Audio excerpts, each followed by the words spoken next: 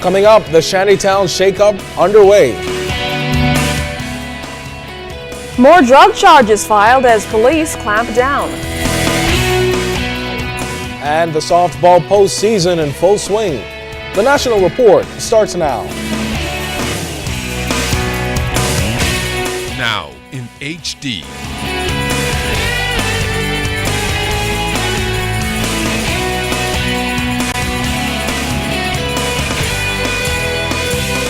ZNS Network presents The Bahamas Tonight. This segment of the news is brought to you by BTC, powered by Lime.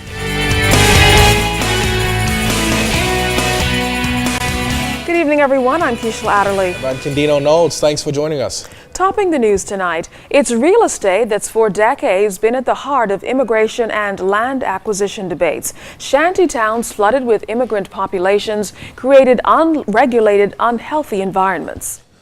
Since legal action against landowners has been taken, the committee responsible for overseeing the shutdown of the physical structure has already moved in, and residents have reportedly moved out. Our Janelle Ferguson has been following the developments and has the latest. Joycelyn Simon has lived in the Shantytown community of Joe Farrington Road all of his life, but he says he's not impacted by the government's shutdown program. He claims he and his family have the required permits to reside on the land, but more than 300 persons reportedly live there. But the July fire wiped out that community, and with the closure, Simon says that figure has been reduced. Some of them, they went to social service, and social service helped them out to try to get an apartment. And then some of them just pay and just move out. The majority of them who working, the 7 working, still around. He, along with a group of men in the community, are breaking down the makeshift homes that the Ministry of Environment have ordered to be removed. But he says more manpower and resources are needed. We also visited other villages, and the breakdown process was underway. Environmental Health Assistant Director Leonard Miller, who heads the Shantytown unit, says they continue to work with landowners to eliminate these illegal communities. A Shantytown report released earlier this year revealed water contamination with fecal matter. However, Miller says that has also been addressed. Now with that out of the way, we can now concentrate on other things, and persons living in the immediate surrounding don't have to fear those things anymore. He revealed 80% of the structures within the Shantytown in Joe Farrington Road have been removed. 2 persons have obtained permits to reside in Seabreeze, and the entire Shantytown in the Carmichael Road area is being dismantled. Now, after the process is complete, he anticipates an improvement in the quality of life for all, and Simon agrees. It's a good how they upgrading the place. Yeah, and sending all the people for they permit and all these things. They upgrading the place. That's where everybody have light and they got water. I think, yeah, it's good with the government. With the demolition of shantytowns taking place all over New Providence, Miller says it won't be long before the team moves in on the Family Islands. Janelle Ferguson, ZNS Network News. Police making another major drug discovery. This time, Drug Enforcement Unit officers in Grand Bahama made the arrest during the early morning hours. We are told the officers, acting on information, observed a suspicious van on the Warren-Lavardy Highway around 12:50 this morning. The officers attempted to stop the vehicle, but the occupants refused and a chase ensued, ending on Fishing Hole Road. A search of the van was conducted, and officers discovered several duffel bags containing marijuana weighing some 2,283 pounds. The drugs also have a street value of $2.3 million. 4 males were arrested and are now being questioned by police. Police have filed charges against 4 men in connection with that major drug haul off Clifton Pier a few days ago. As Fern Carey tells us, the defendants were hauled before the magistrates' courts today to answer a series of charges. 41-year-old Raymond Bain of Abaco and 45-year-old Sherlyn Woods of Andros, along with Nassau residents 25-year-old Nico Ferguson and 33-year-old Dominic Smith, arrived at the South Street Magistrate Court Wednesday to answer to drug-related charges in connection with that drug bust off Clifton Pier over the weekend. The defendants were arrested after they were allegedly caught with 118 pounds of marijuana during a sting operation. The drugs have an estimated street value of $118,000. In court, Magistrate Andrew Forbes formally charged the defendants with conspiracy to possess dangerous drugs with intent to supply and possession of dangerous drugs with intent to supply. Prosecutors alleged that they were caught with the drugs between Saturday, October 5th and Monday, October 7th. Dominic Smith is also facing a separate charge of possession of dangerous drugs with intent to supply. Court papers show that on October 6th, Smith was caught with 3 pounds of marijuana. Now, all of the defendants denied the allegations and were remanded to prison. They returned to court in April of next year for trial. Bern Carey, ZNS Network News. A group of Haitian migrants was escorted to the capital by Defense Force officers after the group's vessel was intercepted off Farmers Key in Exuma. According to Defense Force spokesman Lieutenant Origen Delaveau, the cooperation of OBAD and Defense Force air surveillance teams tracked the vessel spotted days ago before a Defense Force boat was able to gain control of the situation. The 84 migrants, 74 males and 10 females, were said to be in good health. They're being held at the detention center awaiting repatriation. A 25-year-old Haitian man has been charged with killing his infant daughter. 25-year-old Blunand Vidrine was remanded to prison today facing a manslaughter charge. Court dockets allege that on Friday, September 6th, while at Gregorytown, Eleuthera, Vidrine caused the death of the 5-month-old Berlindia Vidrine. Prosecutors say the baby had sustained bruises about the body. Vidrine was not required to enter a plea, and the prosecutor objected to bail on the grounds that the Haitian national is a flight risk as he has no ties to the country and is only here on a work permit which expires next October. However, Vidrine's attorney, Muriel DeSille, objected, noting, among other things, that the 25-year-old is married, has been in the country for 6 years, and that his work permit expires next year. In the end, the court adjourned the matter to tomorrow for a decision. Accused sex offender Andre Babal was back in court today in connection with his unlawful sex case.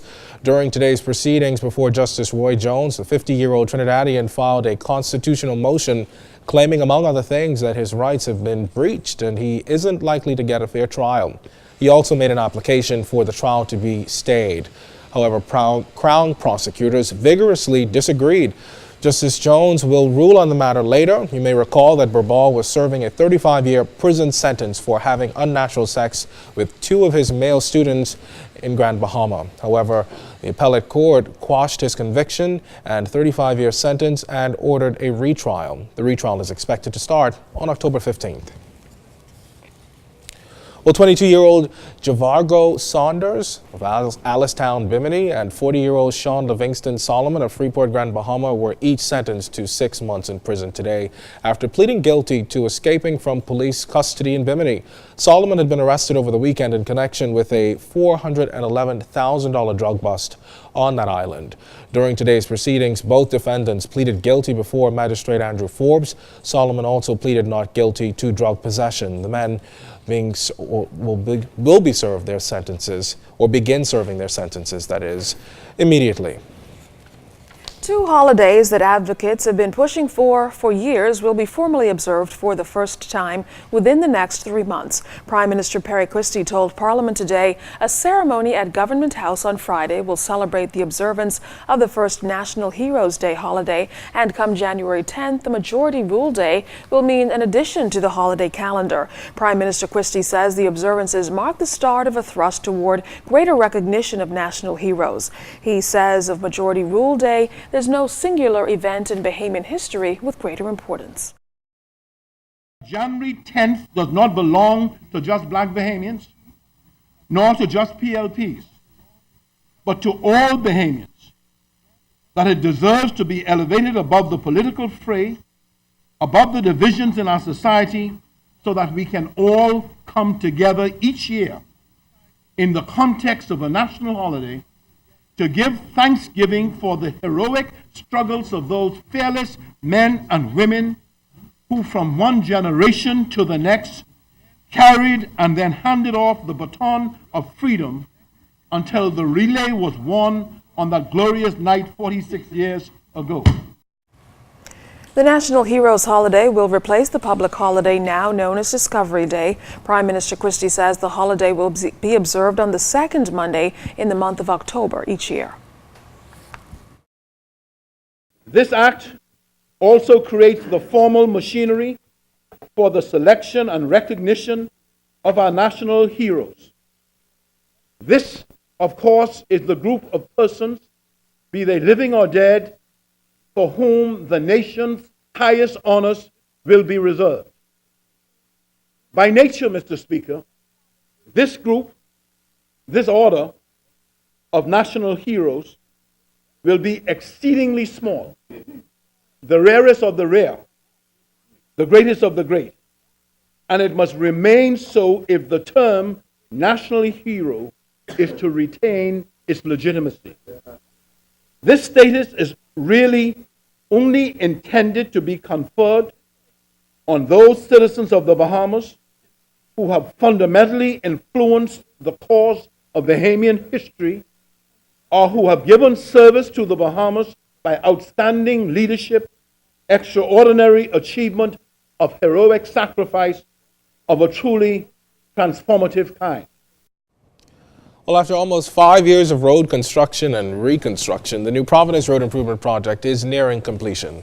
Now, Deputy Prime Minister and Minister of Works and Urban Development, the Honourable Philip Davis, says the government's one-year time frame for overseeing all of the corridors to this final process ends in January. Until then, he says, the government will continue monitoring the works and arranging any necessary repairs to the corridors that we mentioned and to the Airport Gateway project. The project was budgeted for $71,600,000. The expenditure to date has been $69,450,000, which leaves $2,150,000 remaining in the budget. Construction started in May 2011 with a scheduled completion of August 2013. It is now substantially complete with no further delay anticipated except for unforeseen circumstances such as adverse weather conditions, which occurrence would not be strange, particularly since we are still in the hurricane season. Our engineers described the work as 99% complete. Some landscaping and other minor works remain to be completed. The cost of the national referendum on web shop gaming and national lottery was tabled in the House of Assembly today. Minister of National Security, who has responsibility for elections, the Honourable Dr. Bernard Nottage, tabled a breakdown of the cost, which totaled $1,239,000. This against the backdrop of confusion over the cost after Minister Nottage says he made a mistake giving a cost of $5 million to the press. I promised to do this. And I need to do it because the leader of the opposition said that he didn't believe it when I gave the corrected figure for the cost of the holding of the referendum on the national lottery. And I guard my integrity very closely, Mr. Speaker. I've been in and out of the parliament since 1987, Mr. Speaker. And like George Washington, they say, I never told a lie in Parliament. Nor have I told one about, I can't say I never told a lie at all. But nor have I told one about any parliamentary matter. Well, still to come, the softball postseason takes off, and we've got the highlights in ZNS Total Sports. This portion of the news is brought to you by Shell Helix Ultra. Performance you can see.